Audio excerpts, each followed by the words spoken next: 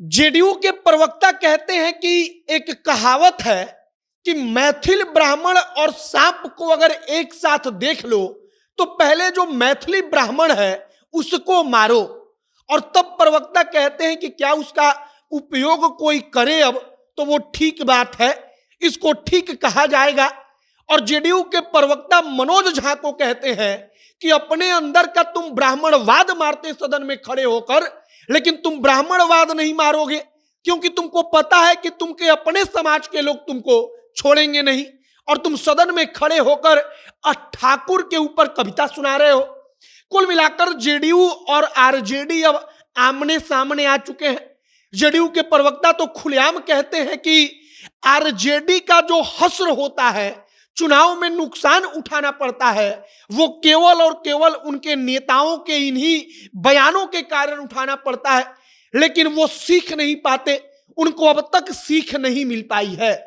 आगे इसी पर बातचीत करेंगे कि मनोज झा का ठाकुर पर कविता पढ़ा जाना और उसके बाद मानो कि जदयू और राजद आमने सामने है। बाकी नमस्कार, मेरा नाम है मोहित कुमार सिंह और आप जनता जंक्शन देख रहे हैं। यह वीडियो ब्लैक ट्री के द्वारा प्रायोजित है। अगर आप अब पटना में कहीं खाने जाएंगे तो आपको पहली बार ऐसा पटना में होगा कि 100% कैशबैक मिलेगा। और यह पटना का 100% हाइजेनिक फूड ट्रक है, जहां पर आपके लिए लाइव काउंटर होगा, लेजर लाइट शो होगा और इसके साथ ही हर फूड के ऑर्डर पर 100% कैशबैक जो आपके ब्लैक ट्री वैलेट में जमा होगा। और उसी ट्रक पर कपड़ा, परफ्यूम और भी कई सारी चीजें उपलब्ध होंगी जो आप उन वैलेट के पैसों से खरीद सकते हैं। यह कैशबैक आप आजीवन इस्तेमाल कर सकते हैं। साथ ही अगर स्विगी से ऑर्डर करते हैं तब भी आपको 100% कैशबैक मिलेगा, जिससे आप खरीदारी कर सकते हैं। और यही नहीं, आपके लिए हर दिन शाम को 4 बजे से लेकर रात के 10 बजे तक वहां पर फ्री फूड टेस्टिंग का काउंटर लगेगा। मतलब कि आपको मुफ्त में खाना टेस्ट कराया जाएगा। बाकी आपको हम एड्रेस बता देते हैं, पाटलिपुत्र ब्रांच कृष्णा श्री के पीछे पटना में। अधिक जानकारी आपको अपने स्क्रीन पर जो बैंड दिख रहा है उसमें दिख रहा होगा। आप वहां पर जाइए, खाने का आनंद लीजिए। अब वापस आते हैं हम अपने खबर पर। जेडीयू के प्रवक्ता हैं सुनील कुमार।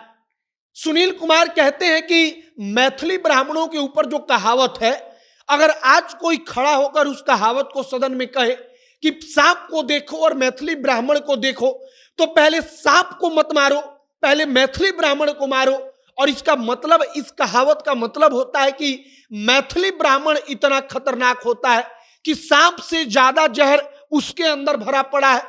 अब जेडीयू के प्रवक्ता कहते हैं कि अगर कोई कह दे तो क्या यह बात ठीक लगेगा।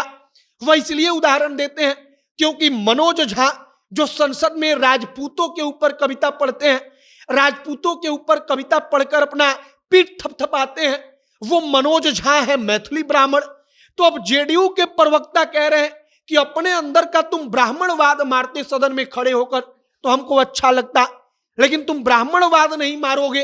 तुम वहां पर खड़े होकर ठाकुर वाला राजपूतों के ऊपर कविता सुनाओगे।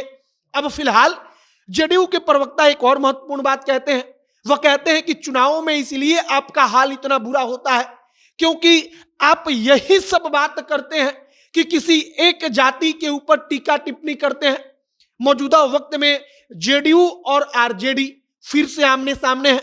शायद हर बार अगर ऐसा ही होता रहे तो कब नीतीश कुमार का मन बदल जाए यह भी ठीक नहीं, क्योंकि आपको रामचरितमानस का पूरा वो विवाद याद होगा, जहां पर जेडीयू के एमएलसी नेता रामचरितमानस का पाठ करने के लिए मंदिर में बैठ गए थे और आरजेडी के शिक्षा मंत्री रामचरितमानस पर सवाल उठा रहे थे।